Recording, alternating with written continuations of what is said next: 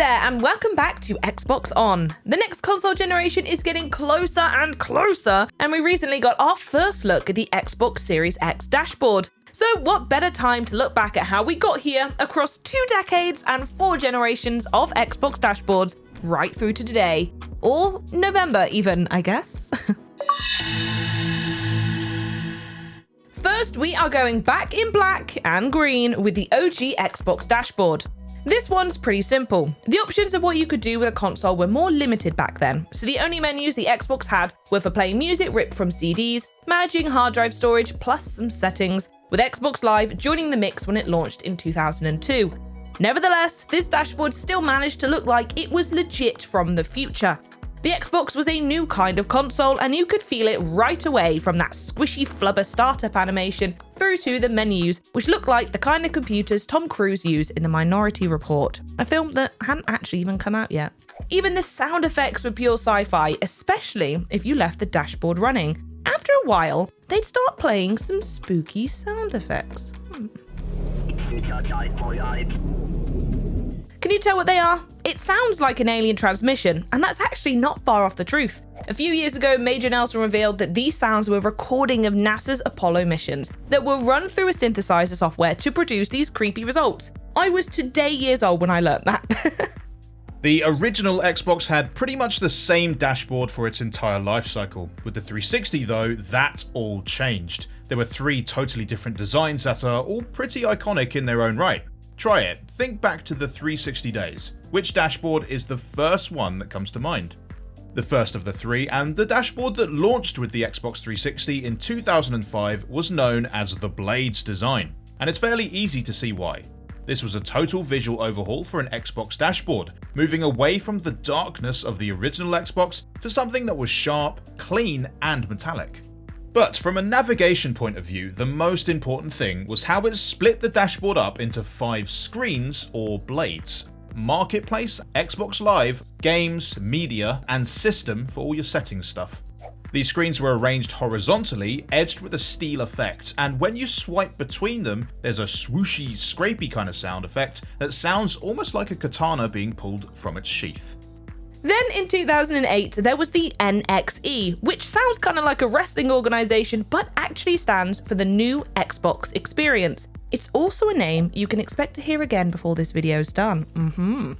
But anyway, the NXE was a total redesign, ditching the blades, well, everywhere except the guide menu, and putting your avatar front and center. This was the debut for those cute customizable characters who have stuck around, with a few updates, right through to the present day. There were some pretty cool bits of kit too, especially with the unlockable avatar awards you could get for playing certain games. And I'm pretty sure we all popped that Halo helmet on our avatar at some point, right? If you didn't, you're lying to yourself. This update also brought the ability to form parties on Xbox Live rather than in-game, install games to the hard drive for faster loading, and HD video streaming through a little service you may have heard of called Netflix. And if you want to watch a movie with friends, there was even a party viewer mode where your avatars could hang out in a virtual cinema. NXE was refined one last time in 2010 with the Kinect update. It streamlined the design a little, but the main new addition was that you could control the menus using the Kinect. Again, we're back with those Minority Report vibes I mentioned before. Just a year later though, in 2011, the Metro update reinvented the 360 dashboard all over again. By this point, the 360 had more features than you could shake a Kinect tracked stick at. Cloud saves, Bing search, all manner of entertainment options to choose from. So Metro had to find a way to make it all usable and accessible.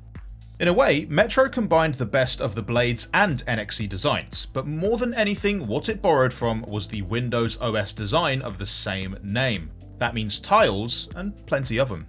Squint and you can still see aspects in Metro in the Xbox One dashboard today. Speaking of which... When the Xbox One arrived in 2013, Windows 8 had just launched, and you could see the resemblance straight away. It really stuck to that Metro design, packing the tiles in tight and letting you pin your favourite apps, games, and TV shows right to the home screen. If you ever use a Windows phone, this probably looks very, very familiar.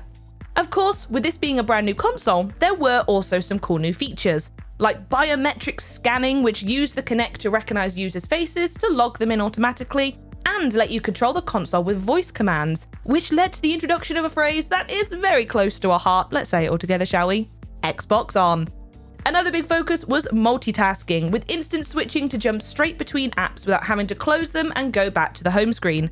And Snap, a feature that let you run apps side by side, so you could watch TV while playing games or make a Skype call while also browsing the net or the store. When the Xbox One dashboard was given its first major update in 2015, it put the focus back on what really mattered: the gaming. The new Xbox One experience, or the NXOE as absolutely no one called it out loud, introduced 360 backwards compatibility to the Xbox One. But in terms of the dashboard, it was all about responsiveness and speed, with a redesigned home, store, and guide menu, all based on the idea of getting you to the important bits quicker than ever before.